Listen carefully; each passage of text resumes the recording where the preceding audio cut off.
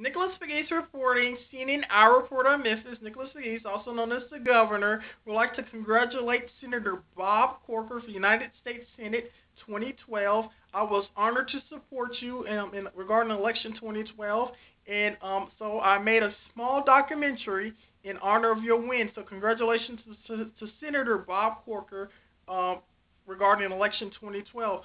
Nicholas Fagese reporting, CNN iReport on Memphis. Thank you, Senator Corker. You're a true inspiration to the people of Memphis and Shelby County and the great state of Tennessee. Nicholas Fagese, also known as the governor. We're recording. Marilyn, I'm Bob Corker, and I'm glad to be here with your outstanding son to wish you a happy birthday, your 52nd birthday this next week. He's obviously very proud of you, and I'm glad to be with him, and both of us wish you a happy birthday. Happy birthday, Mom. Thank you, Senator Corker. Thank you. Coming out, it turned out to be a nice evening after several days of some pretty rough weather in the area and clearly across the state. Thank you again for joining us and supporting this event. I'll spend a couple of seconds, and I don't see Mayor Luttrell now. He was here. Mayor Luttrell's here. Yep, I got County Commissioner Mike Carpenter. Who's in the back by the column. We have City Councilman Kim Conrad. Okay. And then we have Board of Education, Memphis Board of Education, Kenneth Whalen. There you go. We're pleased everybody could be here. Again, glad the weather turned out well. And I'll turn the microphone over to the governor of the great state of Tennessee, Governor Bill Haslett.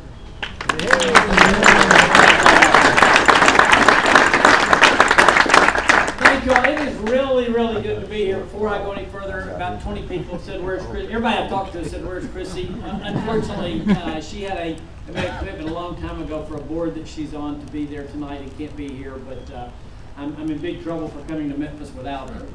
Let me say one thing, and I want to talk, and then I'm going to introduce Bob, but if I can steal a little personal note, I want to thank you all for all the help. So many people standing here helped me to have the job that I have now. And I'm sure somewhere there's a better job than being governor of Tennessee, maybe being United States Senator, but with all due respect, it is a wonderful privilege to get to do what I do. And I wouldn't be doing it without the help of so many of you here. And I want you to know that I'm grateful. I never, ever walk in that office one day, any day, without thinking how grateful I am and how many people helped me. People ask me all the time, do you like doing it? And I love it, but it takes a little getting used to. I still walk in a restaurant, people go, "Look, there's the governor," and I turn around and find Brad. So I'll get the hang of this in a little while, but I love doing it. I don't want to, like I said, let the night pass without thanking you for doing that, because so many people here played a huge role in us being able to do this. Second, let me just say a word about Bob. As you all know, I've known Bob since literally I was in like a sophomore, actually younger than that. I was in 8th grade or 9th grade, I think, when I first met Bob, and have always been an admirer of his. But even more so now, I would not be I wouldn't be the governor of Tennessee. I would have never been the mayor of Knoxville if it wasn't for Bob, who really talked to me about the seriousness of public service and why it matters. Why, if good people don't run, we end up with problems, and why it makes so much difference to do this. And I literally decided to run for mayor because Bob talked to me about how important how much he had enjoyed and thought it made a difference being the mayor of Chattanooga. And when I came time to run for governor, I went and talked to Bob as well, because he had served as the Finance and Administration Commissioner for the state. He had been through a 2-year campaign like I knew I would have to do, and I knew better than almost anybody he had a sense for what it was like. But even beyond that, in days now in my current job, I call Bob all the time to ask him, well, tell me, here's the problem, tell me what you think. And his advice is solid, and it's always about doing the right thing, okay? When you call a lot of people in political office, they give you a political answer. They'll say, well, if you'll do this, it will help you. But Bob always starts with, well, what's the right answer, and goes there. And it matters that we have people like Bob. I think all of us would say we're frustrated with the way Washington is, probably Bob foremost of all. But we want people who are frustrated with Washington and want people who realize that we're not solving problems. And what Bob is about is solving problems.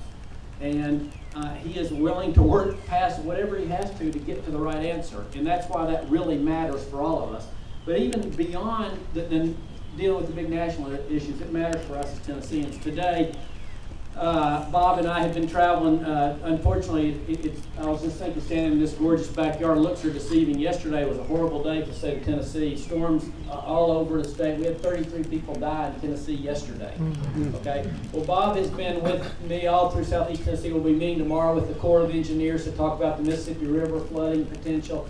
He doesn't. That's not in his job description, okay? But he cares, and he wants to help solve problems for Tennessee, whether they be figuring out our health care issues and the national deficit, or helping with immediate issues in Tennessee, which is what he did today with me. So know this: that by helping Bob, you are, I think, helping the country in a very big way, and you're helping Tennessee in very, very specific ways, and that's why I'm grateful that you're here tonight. So I think my job is to introduce Bob, which hopefully I just did, by telling you how important it is that we keep Bob there, how helpful he is for me as governor, and how important it is. At the end of the day, forget everything else, that we elect people who want to do the right thing and not just the politically right thing. So with that, I introduce who I think is one of the two best United States senators in the country, Senator Bob Corker.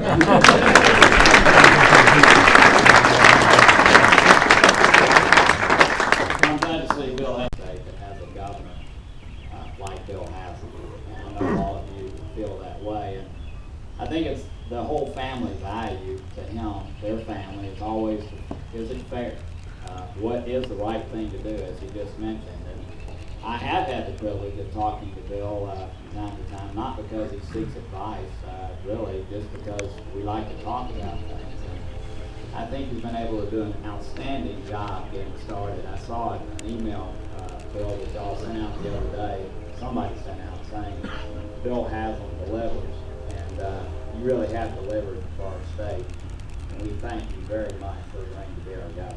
Thank you very, very much. Well, you know, Bill's really got a common touch and down to earth, and we traveled the state today, and I know we both smell like diesel. We've been in a helicopter all day long, and we got here to the Memphis airport, one of my most favorite places in the world. I won't go into the history of that, but a great episode occurred there several years ago that I really enjoyed. But anyway, I love coming into and so we landed, and we obviously had pretty muddy clothes on, and going into the bathroom, and we were both in there changing, wiping mud off our shoes, and these two very distinguished pilots came in, and Bill and I do work together sometimes on economic development issues, and every now and then he'll ask me to make a call on behalf of the state, which I love doing, especially to CEOs who might be out of the country. But anyway, these two guys walked in, and I noticed they were looking at us, and I went out in the lobby, and I heard one of the pilots say, you know, who are those two cornballs? Changing clothes in the men's room. You know, getting mad. I know, well, that's our governor, our U.S. Senator. Listen to Gary and Kim. To Brian and Kim, I very much appreciate your willingness to lead this effort, and all the folks we've gotten together to host. I've loved working with First Tennessee on so many issues. And I think that all of you know I'm on the banking committee, and it's ended up being my wheelhouse. It's a place where I've been able to make a lot of difference. There are a lot of people in this audience that have been a part of making sure that we understand the issues and deal with them in a way that really takes into light not only the regulatory issues that appropriately need to be dealt with, but also how it affects business. And Brian, ever since he's taken over the company, has always answered questions from me based on really what's right for the industry and what's right for the country. And I appreciate that. I know you came in First Tennessee under really difficult times. I think everybody appreciates the way that you handled yourselves, and I greatly appreciate both of you opening your home to help us the way you have. We thank you very much.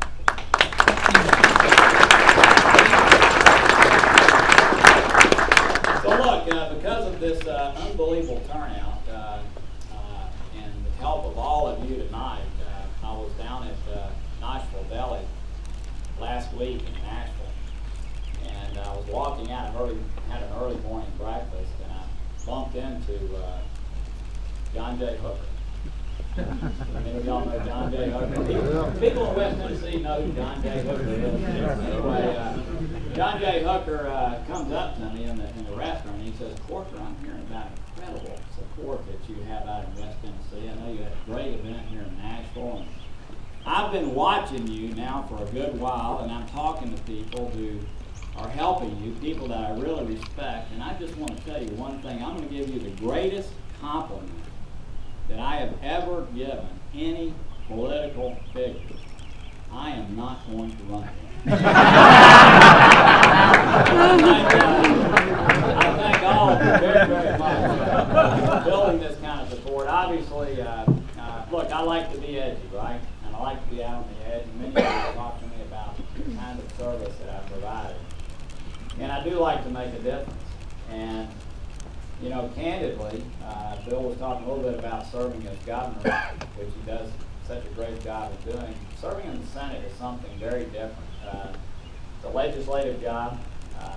I look around at many of you, and I've had a life that's very similar to many of you who have been able to build things, and hire folks, and accomplish things, and there's an adrenaline flow that comes with that. And candidly, serving in the Senate is not always that way. As a matter of fact, after spending a year working on financial regulation and seeing how when a bill comes to the floor, sometimes politics can overcome substance, all of a sudden, when you work for a year wishing that you knew more about the topic and waking up every day hoping that you're not creating any kind of unintended consequences, and then you see what happens to a piece of legislation. Candidly, I went around the state. Some of you didn't even know that I was doing this when I came to see you. But I had to ask myself, is serving in the Senate worth a grown man's time? And it's a serious question. I mean, I'm 58 years old. As Bill mentioned, when you begin to run, it takes 2 years to do that, and people elect you, then it's 6 years. The next thing you know, you're 66 years old. And so, you know, for all of us as productive citizens, we have to think seriously, especially at this age, really, you know, how we want to end our career and can we make enough difference doing that.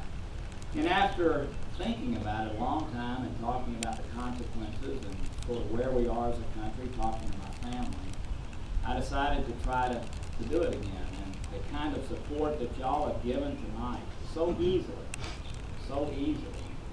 really makes it a blessing to try to do it again. And it makes it something that you feel so much more comfortable doing. I now, I will say, have probably more adrenaline flowing about this job than I have had in 4.5 years, because I believe we have such an awesome opportunity, especially over the next 70 days.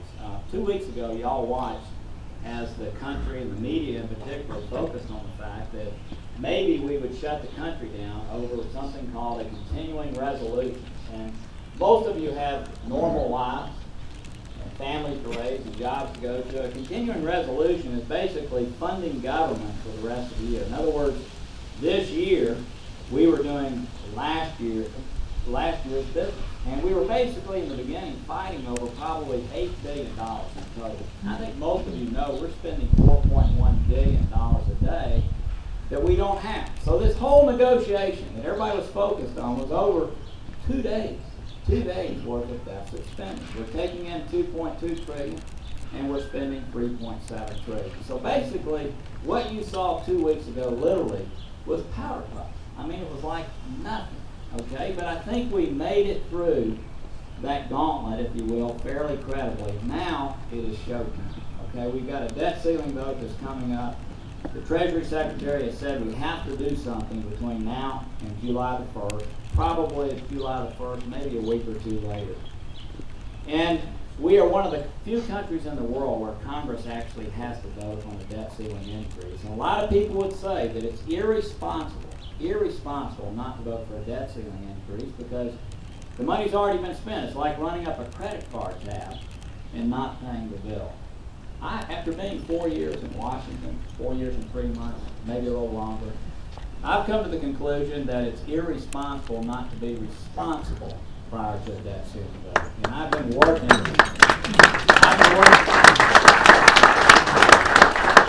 working for about 9 or 10 months to try to make sure that Tennesseans understand where we are as a country.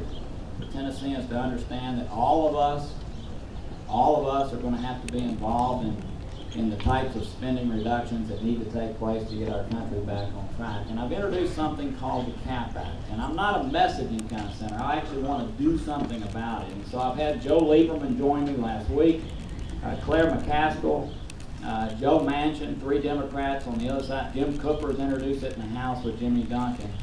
And let me just say this, it is it's a 10-page bill that takes us from spending where we are today relative to our economic output of 24.5% down to our 40-year average over 10 years with tough medicine if we don't get there. It's the kind of thing that I think can change the direction of our country, and there's a lot of momentum for it. And I just want to say again, we have an opportunity with something like this or some other mechanism truly to change the trajectory in this country. It's the #1 threat to our country. I thank you for allowing me to be involved in things like this that can make that kind of difference, not only in your life, but in the country's life. And with that, let me just stop. I really believe that we have a chance to change the direction of this country. You've given me that opportunity. This campaign is going to be about being a senator, not being a politician. You allow me to serve without worrying about looking over my shoulder for the next year and a half, and I appreciate the opportunity to be able to do this. Thank you very much. Governor Hassan here at United States Senator Bob Corker's campaign. That's right. Good to see you, Nicholas. Thanks for coming, man. Thank you, Governor Hassan. Thank you. You're a good person. Nicholas Fagese here with Commissioner Heidi Schaefer. As I was stating before, I came up with the title. They came up with the title calling me the governor here at the Election Commission by my woman Karen Hart. And I just wanted to say that I believe Governor Hassan is a good person. A very caring person. I do too, and his wife is from here in Memphis and Shelby County, so we feel doubly thrilled because not only is Governor Haslam a good businessman and a good governor, but he's got roots through his wife here, and we love that because we are the largest county in Tennessee. Absolutely. And how Memphis goes is how Tennessee goes, so it's very important to Tennessee that we do well, and I know Governor Haslam has this close to his heart. Yeah, absolutely. And maybe I'll follow in his footsteps. There you go, absolutely. Thank you, Commissioner Schaefer. Okay. Nicholas Fagese reporting here, supporting Senator Bob Corker. He's a great guy. I was the youngest Shelby County Unified School Board applicant in 2011. Go Corker. Nicholas Fagese reporting. Nicholas Fagese reporting. Today is January 20th, 2012, and I'm here with Commissioner Heidi Schaefer. As you know, Commissioner Schaefer, I was the youngest person to apply for the Shelby County Unified School Board, and you nominated me, and today you're holding in your hand a letter from St. James Palace from the Duke and Duchess of Cambridge, Prince William, and Princess Catherine. What do you feel about the Duke and Duchess response, and could you please read out the letter to the children of the state of Tennessee? Sure. Dear Mr. Fagese, the Duke and Duchess of Cambridge have asked me to thank you for your recent letter. Their Royal Highnesses are grateful to you for taking the trouble to write them asking for a letter of inspiration for the children of Tennessee. I regret that they are unable to reply personally. The Duke and Duchess of Cambridge receive a large number of letters every week, and sadly the sheer volume precludes personal replies. I'm sorry to send you such a disappointing reply. Nevertheless, their Royal Highnesses have asked me to send you their very best wishes. Yours sincerely, Mrs. Claudia Holloway. And this is on official letterhead from St. James's Palace. Thank you, Commissioner Schaefer. Nicholas Fagese report. How do you feel about Prince William responding to Tennessee? Well, I think it's wonderful. I think it's many different connections we can have with the folks across the pond. That's better. Thank you, Commissioner Schaefer. Nicholas Fagese reporting. CNN iReport. And also, I look forward to being honored February as a notable alumni for Cordova High School. Excellent. Thank you, Commissioner Schaefer.